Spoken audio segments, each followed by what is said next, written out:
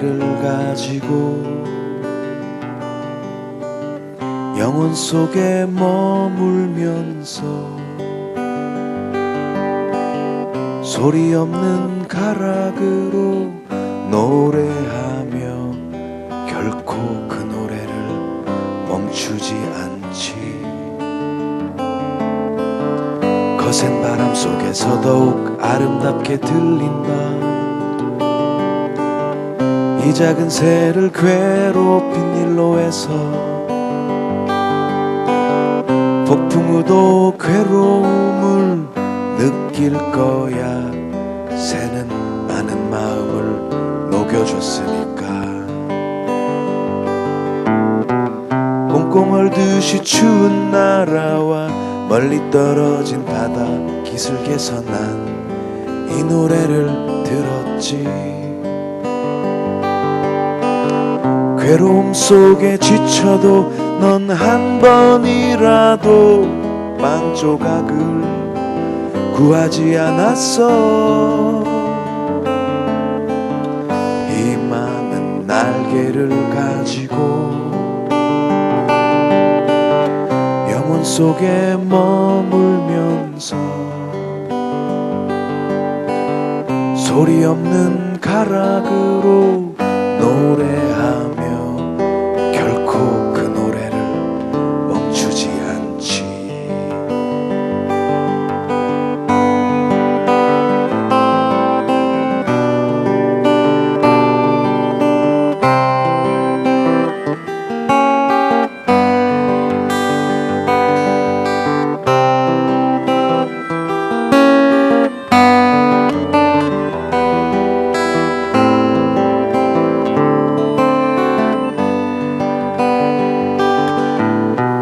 꽁꽁 얼듯이 추운 나라와 멀리 떨어진 바다 기슭에서 난 이 노래를 들었지. 괴로움 속에 지쳐도 넌 한 번이라도 빵 조각을 구하지 않았어. 희망은 날개를 가지고 영혼 속에 머물면서 소리 없는 가락으로 노래하며 결코 그 노래를 멈추지 않지.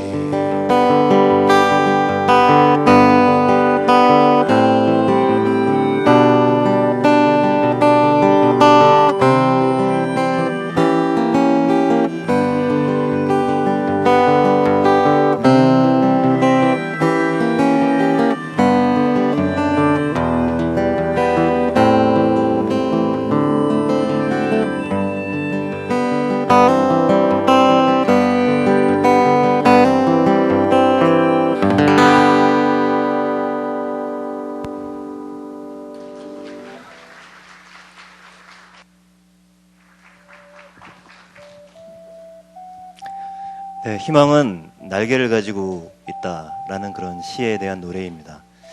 정말 희망이 날개가 없다면 그냥 어떤 커다란 벽에 부딪혀서 떨어지거나 그렇게 되지 않을까 싶습니다. 어린 왕자의 작가로 유명했던 생텍 쥐베리는 인간의 대지라는 자전적인 소설을 썼습니다. 원래 영어 원제는 Wind, Sand and Stars라고 해서 바람, 모래, 그리고 별이라고 하는 소설인데요. 여러분도 잘 아시겠지만 이 생텍 쥐베리는 비행기 조종사였습니다. 남미 항공 노선이 개척될 당시에 안데스 산맥을 비행하는 조종사였는데요. 안데스 산맥은 7,000m가 넘는 그러한 산들로 이루어진 그러한 산맥이었습니다. 요즘 비행기하고는 뭐 거의 비교도 안 될 정도로 원시적인 비행기로 그 산맥을 넘나들었기 때문에 늘 불시착과 죽음을 곁에 두고 조종을 했어야 했다고 합니다. 실제로 이 생텍 쥐베리의 그 동료 조종사들 중에는 이런 불시착으로 인해서 때로는 비행기 조난 사고를 통해서 많이 목숨을 잃곤 했죠. 그리고 그 역시 나중에는 이 비행기를 타고 나갔다가 다시 돌아오지 않는 그러한 삶을 살았던 것으로 알고 있습니다. 이 생텍쥐베리가 어느 날 비행을 마치고 돌아왔을 때 그에게는 가장 친한 친구 조종사가 있었는데 그의 이름은 기요메라고 하는 조종사였습니다.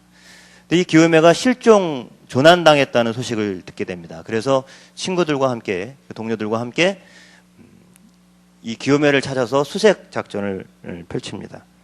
그러나 며칠 동안 안데스 산맥을 수색을 했지만 기요메를 찾지 못합니다. 그리고 낙심해서 다시 기지로 돌아오게 되었습니다. 근데 거기서 기요메가 살아 돌아왔다는 뜻밖의 소식을 접하게 됩니다. 얼마 후 건강을 회복한 이 기요메로부터 자기가 어떻게 살아왔는지에 대한 이야기를 생텍쥐베리가 듣게 되죠. 바로 인간의 대지의 두 번째 장의 그 동료들 편에 이 이야기가 나오고 있습니다. 비행기가 안데스 산맥이 어딘가에 추락하자 이 기요메가 가까스로 목숨을 구해서 살아났습니다.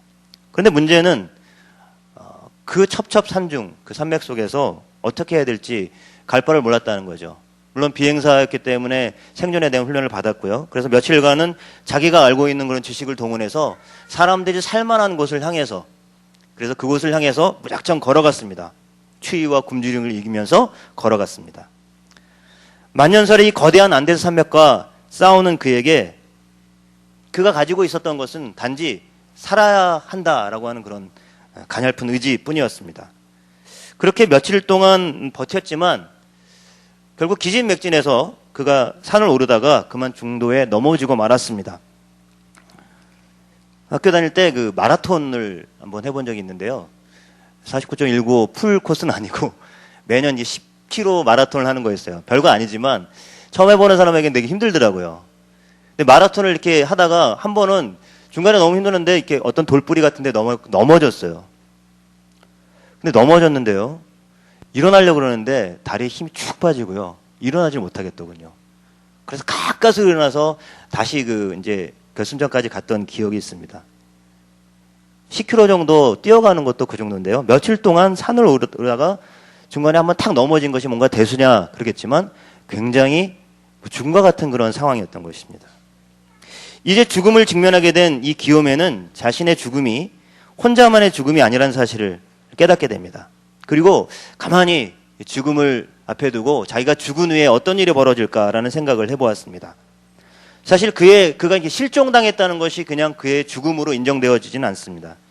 왜냐하면 그는 그 회사가 실종이라는 그러한 최종 결정을 내리기까지는 그가 시신이 혹시 발견되지 않으면 3년을 지나고 4년째가 돼서야 모든 그런 혜택들을 가족들이 받을 수 있었기 때문이죠. 이런 생각에까지 미치니까 그는 도저히 자기가 그냥 이렇게 쓰러진 곳에서 그냥 실종되어 버릴지 모른다는 그런 두려움이 더 앞섰습니다. 그래서 자기 위를 한번 이렇게 쳐다봤어요. 그러니까 그 자기 위쪽에 큰 평평한 바위가 있다는 것을 발견하고서는 그것을 향해서 몸을 일으켜 세웠습니다. 사실은 자기 어떤 힘과 의지라기보다는 자기에게 남겨진 가족들이 혹시나 자기의 시체가 나중에 발견되지 않으면 그러면 가족들이 큰 어려움을 당하게 될 거라는 그런 생각 때문에 그 몸을 추스려서 이렇게 세웠습니다. 정말 어려운 순간이었어요. 그런데 이상한 것은 그가 한번 일어서자 그는 걸어갈 힘이 생겼고요. 다시 걷기 시작했습니다. 죽음과 같은 그 힘든 걸음을 걸으면서 생존하려는 마음을 포기하고 싶을 때마다 그는 스스로에게 이렇게 말했습니다. 내가 살아있는 것을 아내와 동료들 그리고 우리 자녀들이 아이들이 안다고 하면 그들은 내가 지금도 계속해서 걷고 있을 것이라고 생각할 것이다. 이런 생각을 하면서 한 걸음 한 걸음 한 걸음 걸었습니다. 그러자 계속 그에게는 걸을 수 있는 힘이 생겼고요. 그래서 그는 거대한 이 안데스 산맥과의 싸움에서 이겨내고 가족의 품으로 돌아갈 수 있게 되었던 것입니다. 사실 기요메가 살 수 있었던 것은 그 자신의 어떤 가냘픈 의지나 그가 가지고 있었던 그러한 체력이나 이런 것들이 아니었습니다. 사실은 그것은 절망이었죠. 희망은 어디서부터 왔는가? 그 안데스 산맥을 넘어서 멀리 있던 자기를 생각해주는 그런 가족들로부터 동료들로부터 왔던 것입니다. 그런 의미에서 희망이 날개를 가지고 있는 것은 사실인 것 같습니다. 우리는 누구나 행복한 삶을 바라고 희망합니다. 그러나 살다 보면 그런 희망이 꺾일 때가 있습니다. 종종 감옥과 같은 그런 상황들이 우리의 삶의 앞에 펼쳐질 때가 있습니다. 우리의 인생에도 커다란, 안데스 산맥은 아니더라도 크고 작은 그런 산맥과 같은 것들이 불쑥불쑥 솟아올라서 그것 때문에 종종 불시착하기도 합니다. 때로는 가난이라는 이름으로, 때로는 질병이라는 이름으로, 때로는 어떤 관계 속에서 배반이나 아니면 불신과 분노라는 이름으로, 그 외에도 여러 가지 종류의 이름으로 우리에게 찾아오는 크고 작은 산맥들이 있습니다. 그래서 우리는 더 이상 갈 길이 보이지 않는다고 주저앉아버리고 또 포기할 때도 있습니다. 그럼 우리가 기억해야 될 것은, 희망이라고 하는 것은 현실이 냉혹하면 냉혹할수록 그 희망을 우리가 소유하고 가질 때 더욱 빛을 발하게 되는 것 같습니다. 마치 주변이 어두우면 어두워질수록 불빛이 더 강하게 발하는 것처럼 말이죠. 희망을 노래하다, 1월달 한 달 동안 저와 여러분들이 함께 들었고 또 함께 나누었던 그런 메시지인데요. 실제로 노래도 있었고요. 또 중간에 우리 김연 목사님께서 오셔서 희망을 노래하다 또 제목으로 말씀을 해주셨기 때문에 엄밀히 말하면 희망을 노래하다 네 번째가 아니라 5번째가 될 것 같습니다. 오늘 이 시간에는 그러한 비슷한 종류의 어떤 인생 가운데 경험하는 그런 산맥들에 부딪혀서 어떤 고통과 외로움 가운데 불시착한 한 시인의 이야기를 함께 나눠볼까 합니다. 시편 102편 3절부터 12절까지의 그러한 시인의 삶이 정황이 나오고 있는데요. 제가 쉬운 성경으로 한번 읽어드리겠습니다.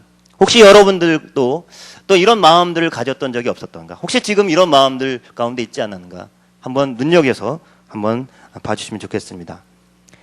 나의 세월은 연기처럼 사라져가고 내 뼈는 숯불처럼 타들어갑니다. 내 마음은 풀처럼 말라 시들었으며 음식 먹는 것조차 잊어버렸습니다. 신음하다 지쳐버려 이제는 뼈와 가죽만 남았습니다. 나는 사막의 올빼미와 같습니다. 폐허가 된 집터의 부엉이와 같습니다. 지붕 위에 외로운 한 마리 새처럼 뜬 눈으로 밤을 지새우고 있습니다. 온종일 원수들이 나를 빈정대며 모욕합니다. 나를 조롱하는 자들이 내 이름을 들먹이며 저주합니다.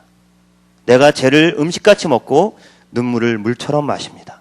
주께서 크게 분노하시고 나를 들어 내에 던지셨습니다. 나의 인생은 석양의 그림자 같고 마치 풀처럼 시들어 갑니다. 이 시를 쓴 시편의 저자는 이 시의 제목을 이렇게 정하고 있습니다. 고통당하는 자가 자기 마음이 상하여 근심을 여호와께 털어놓는 기도. 털어놓다. 고백하고 있는 것이죠. 어떤 질병을 앓고 있었던 것 같아요. 그게 어떤 육체적인 질병인지 정신적인 질병인지 우리는 정확히는 알 수 없습니다만 그 질병 때문에 무엇보다도 심각한 외로움과 고통 속에 이 시인이 지금 처해 있는 것입니다. 게다가 믿었던 친구들이 그가 병에 걸리자 그를 버리고 배신하고 이제는 그를 비방하고 모욕하고 그런 상태까지 있습니다. 극심한 외로움 속에서 이 시인은 불면의 밤까지 보내고 있습니다.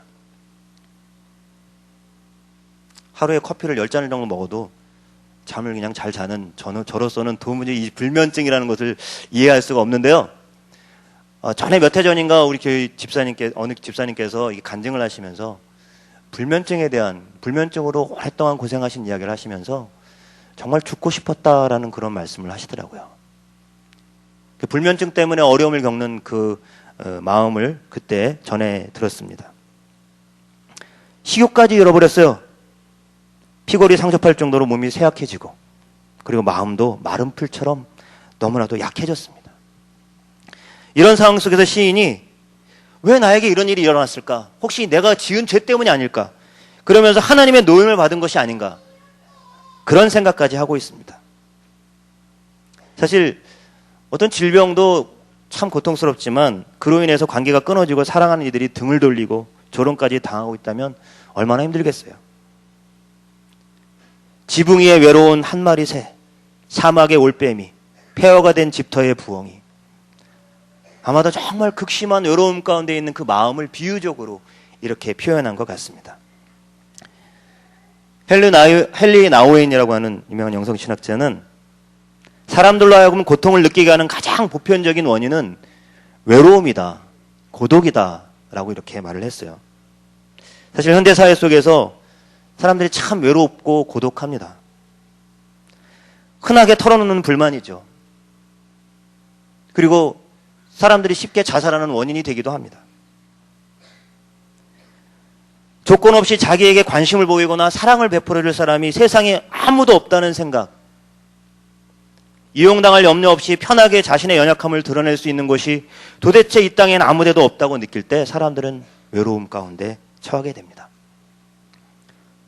작년에 유난히 그 유명한 연예인들이 잇따라 자살하면서 사회적으로 큰 충격을 받았던 적이 있었죠. 기억하시죠, 여러분? 겉으로는 참 화려하게 보이지만 속은 극심한 고통과 우울증으로 시달리다가 도대체 그 마음을 가족이나 동료들에게조차 내어놓지 못하고 그냥 그 외로운 속내를 드러내지 못하고 그런 어쩔 수 없는 안타까운 선택을 해야 했던 그런 일이었습니다.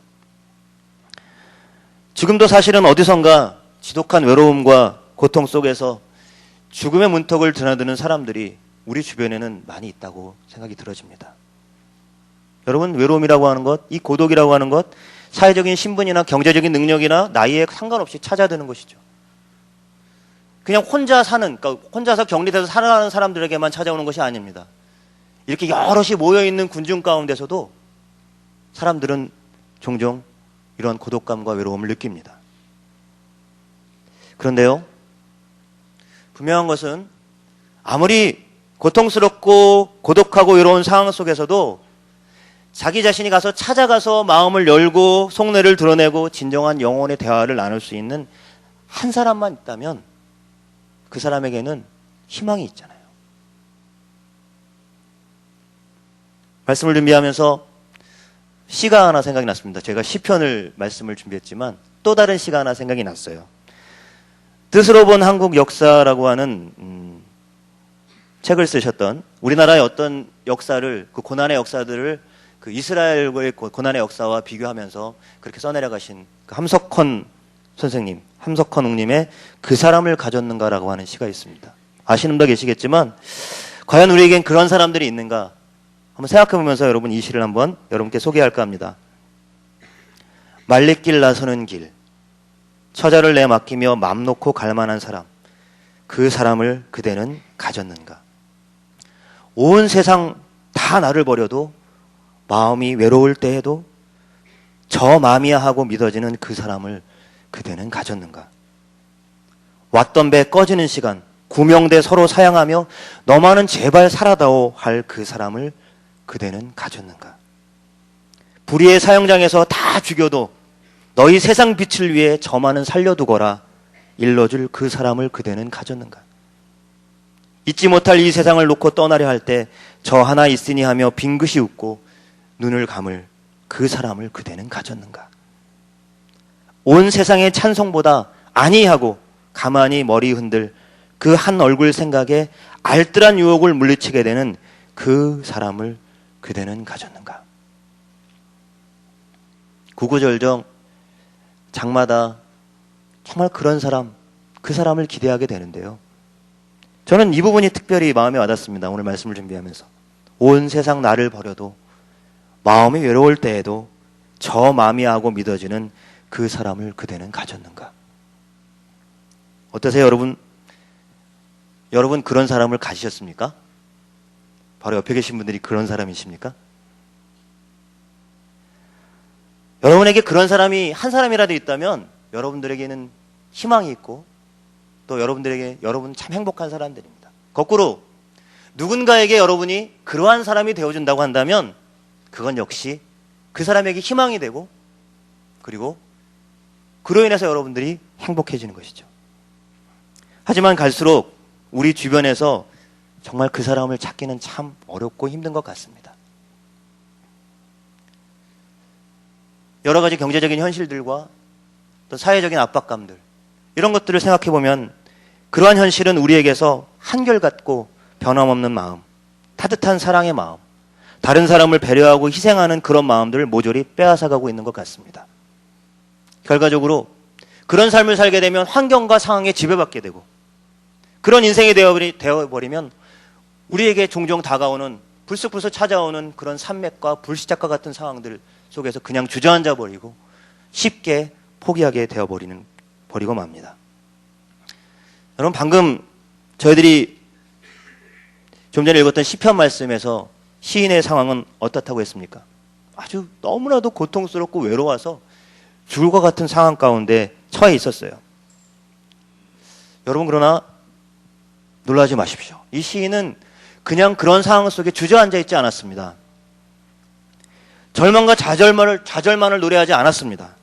그는 오히려 외롭고 고통스러운 환경과 상황 속에서 그냥 포기하고 주저앉아 있지 않았습니다. 오히려 희망을 찾고 또 희망을 노래하고 있습니다. 시편 102편 12절 이후에 보면 그러한 시인의 마음들이 나와 있는데요. 몇 구절 여러분께 소개해 보겠습니다. 13절입니다. 주께서 오셔서 시온에, 예루살렘이죠. 자기가 사는 그런 민족, 자기 나라를 말합니다. 시온에 자비를 베풀어 주셔서 자기 민족을 향해서 그의 마음이 가고 있습니다. 17절입니다. 여호와께서 가난한 자들의 기도에 응답하시며 그들의 기도를 물리치지 아니할 것입니다.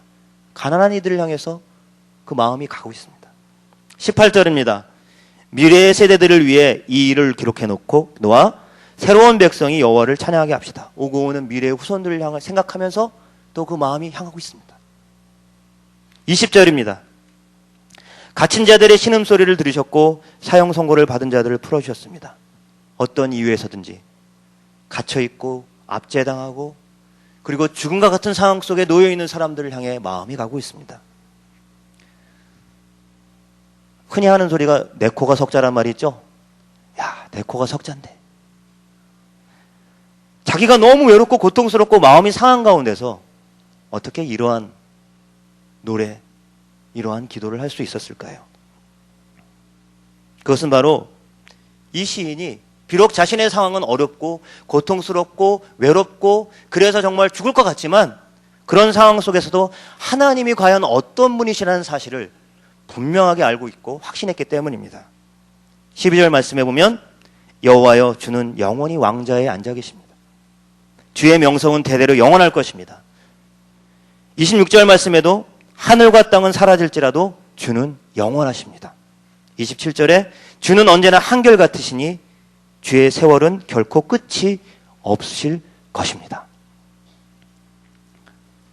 하나님은 영원하시고 변함없으시고 한결같으신 분이라는 사실을 확신하고 있었습니다. 외로움과 고통이라는 상황 속에서도 그냥 주저하지 않았습니다. 그래서 눈을 들어서 기요메가 눈을 들어서 그 평평한 바위를 바라봤던 것처럼 눈을 들어서 하나님을 바라보고 그 영원하시고 변함없고 한결같으신 그 하나님을 바라보고 하나님을 노래할 때 시인은 그 자신을 억누르고 있던 극심한 고통과 외로움에서부터 벗어나게 되었습니다. 자신의 문제를 초월해서 나라를 생각하고 이웃을 생각하고 또 어려움을 당한 사람들을 생각했습니다. 그는 환경과 상황에 지배받지 않았습니다. 그리고 오히려 희망을 노래하고 있었던 것입니다. 우리가 어떤 관점으로 세상을 살아가는가, 이것은 대단히 중요한 문제입니다. 우리 스스로에게 한번 질문해 보십시오. 나는 과연 어떤 관점으로 나의 이웃을 대하고 또 하나님을 향하고 있는가? 사실 나의 필요만 채우다가 가는 인생은 결과적으로 남는 것이 없죠.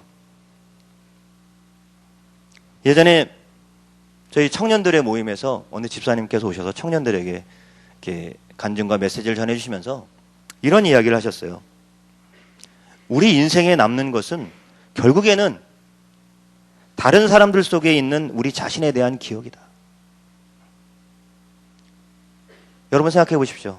그렇다고 다른 사람 눈치를 보며 살라는 이야기가 아니라 정말 내가 그냥 내 필요만 채우고 내 중심으로 살아가다 보면, 그러면 다른 사람에 비춰진 나의 모습이 어떨까 한번 생각해 보십시오. 실제로 우리는 다른 사람들 속에 기억되어지는 나 자신의 모습을 발견할 수 없습니다. 하지만 간접적으로 우리가 발견해 볼 수 있는 길이 있어요. 그건 뭐냐면 내 기억 속에 들어와 있는 다른 사람들의 모습을 보면 됩니다. 같은 방법으로 내가 어떻게 살아가고 있는지, 내가 어떤 마음으로 살아가고 있는지, 어떤 관점을 갖고 세상을 살아가고 있는지, 그것이 다른 사람들의 기억 속에 새겨진다는 것이죠. 우리가 삶의 초점을 나 자신에게만 향했을 때 사실은 극심한 외로움을 겪게 되는 것이죠. 인간의 마음에는 우리가 채울 수 없는, 우리의 사람의 능력으로는 채울 수 없는 공간이 있다죠. 그것을 자꾸만 나의 힘으로만 채워나가려고 하다 보면 갈증은 더 깊어가는 것입니다. 하지만 우리의 관점을 하나님께로 돌리고 나의 이웃들에게 돌리면 그 다음부터는 하나님이 채워주시고 또 이웃들을 통한 그 사랑으로 우리의 마음이 채워지는, 누군가를 진심으로 섬기는 사람은 그래서 외로움을, 그 고통을 극복할 수 있습니다. 지금의 나의 상황이 어렵다고요? 지금의 상황이 너무 죽을 것 같고 고통스럽다고요? 아니요. 나에게서 관심을 돌려서 하나님을 향하고 또 나아가 이웃을 향해 보십시오. 그것이 우리에게 참 희망이 됩니다. 초대교회 기독교 선교의 아버지라고 할 수 있는 이 사도 바울은 실제로 많은 고난과 환난과 죽음의 고통을 경험했던 사람입니다. 그런데 그랬던 그가 로마서에서 이런 고백을 하고 있습니다. 우리는 어떤 환난을 당하더라도 즐거워합니다. 그것은 환난이 인내를 낳고 또 인내는 연단된 인품을 낳고 연단된 인품은 소망을 낳는 것을 알기 때문입니다. 이 소망은, 이 희망은 절대로 우리의 기대를 저버리지 않습니다. 이 소망은 절대로 우리의 기대를 저버리지 않습니다. 성경은 우리에게 분명히 말합니다. 우리의 친구 되시는 예수님은 우리의 외로움과 고통을 누구보다 더 잘 아시는 분이라고요. 어떻게 아십니까? 예수님께서는 그의 사랑하는 제자인 가룟 유다로부터 배반을 당하셨어요. 그리고 붙잡히셨습니다. 그것뿐만 아닙니다. 예수님께서 잡히셨을 때 사랑하는 제자들은 자기들의 목숨이 두려워서 그래서 예수님을 버리고 다 도망갔습니다. 홀로 남겨진 그 외로움을 예수님은 경험하셨습니다. 예수님께서는 우리의 죄를 대신 짊어지시고 십자가상에서 하나님으로부터 버림을 받으셨습니다. 그래서 외로움을 경험하셨습니다. 세상에 덩그러니 버려졌습니다. 하나님, 나의 하나님, 어찌하여 나를 버리셨나이까? 그렇게 외치셨습니다. 그리고 우리를 위해서 십자가에서 죽으셨습니다. 그 예수님께서 우리의 외로움과 고통을 모르신다고요? 예수님은 저와 여러분, 우리 모두의 외로움과 고통과 아픔과 그 모든 것을 아십니다. 우리 모두의 외로움과 고통을 아시는 그 예수님께서 우리에게 약속의 말씀을 주셨죠. 볼지어다 내가 세상 끝날까지 너희와 항상 함께 있을 것이다. 저와 여러분을 버리시거나 떠나시지 않고 영원히 함께 하시겠다고 말씀하셨습니다. 여러분, 이것이 바로 희망입니다. 이것이 소망입니다.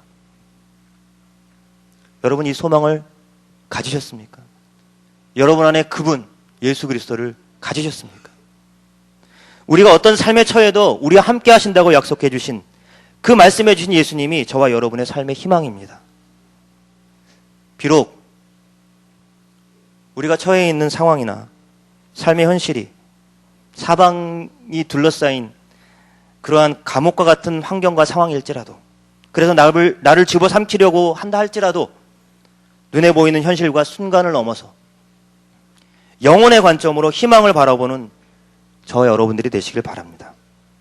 나아가 여기서 멈춰 있지 말고 이러한 희망을, 이러한 소망을 가지고 일어서는 저와 여러분의 삶은 이 땅에 절망과 낙심과 고통과 외로움 가운데 있는 그러한 수많은 사람들에게 다시 희망의 노래가 될 수가 있습니다.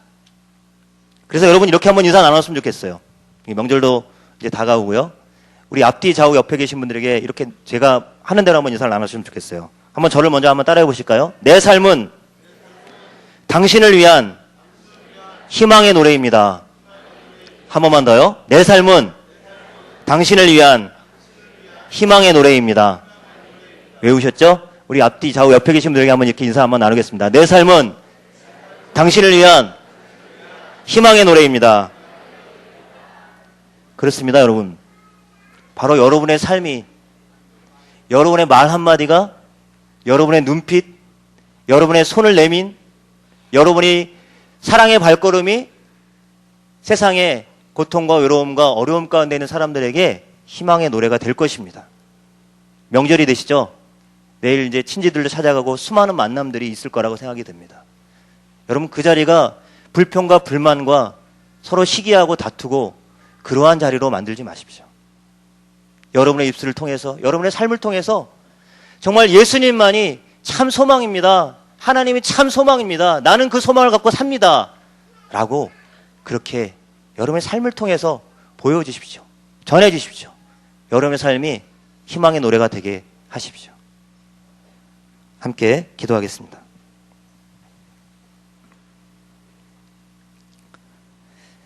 이 시간 우리가 마음으로 드리는 기도에 함께 참여할 텐데요. 특별히 우리 설날 명절을 맞이하면서 원근 각지로 떠나는 우리의 발걸음들이 희망의 노래를 담고 떠나는 발걸음들이 되게 하옵소서. 우리의 입술에 사랑과 섬김과 기쁨과 축복을 전하는, 그리고 희망을 전하는 그러한 말, 그러한 눈빛, 그러한 손짓, 그러한 발걸음이 되게 해 주십시오. 지금도 풀리지 않는 여러 가지 관계 간의 어려움들이 있다면 찾아가고 위로하고 격려함으로 감옥과 같은 그 복역의 때를 벗어버리는 그런 희망을 노래하게 해 주십시오. 이런 마음의 기도를 함께 드리고 마음으로 드리는 예배에 여러분도 함께 참여해 주시기를 부탁을 드리겠습니다.